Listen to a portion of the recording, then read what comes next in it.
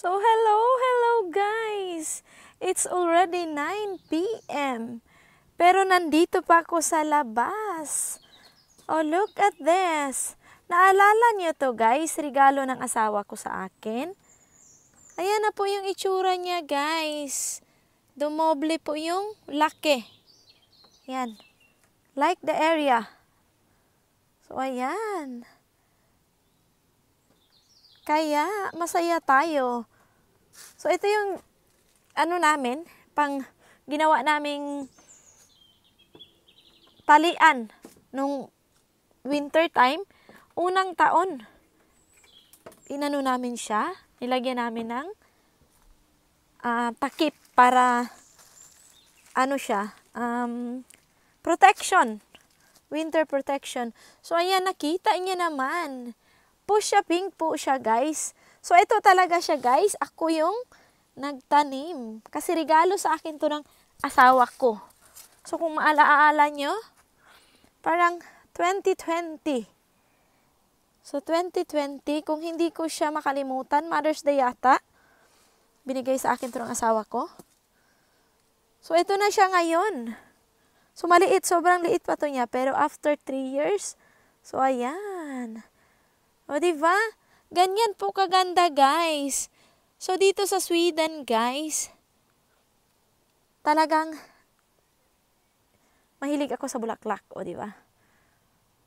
So, ayan na yung itsura niya. Fuchsia pink. Fuchsia pink, Fuchsia pink po siya.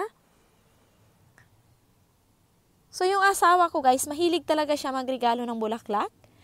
Pero, hindi lang bulaklak na yung flowers na, nagbibigay din talaga siya sa akin ng buhay na pangtanim. Kasi alam niya na, I love flowers. So, triple. Or, parang para siyang naging giant. O, di ba? So, ayan. Nag-spread talaga siya, guys. Isang puno lang yan siya. So, kaya marami dito sa area na to. Kasi, alam nyo naman, may puno dito sa tabi niya. So, naghahanap ng araw. So, gusto nila yung may araw. Na hindi naman buong araw talaga. Buong all day na may araw. Meron ding shadow area. Pero gusto nila yung merong wind protection. So, ayan. So, as you can see, talagang nakaka-inlove ang rhododendron. Kasi nga, di ba nakita niyo naman, guys, how beautiful it is. And I'm proud because I am the one who planted it. So, talagang magiging proud tayo if we are the one who planted it. As you can see, beautiful as me. So beautiful.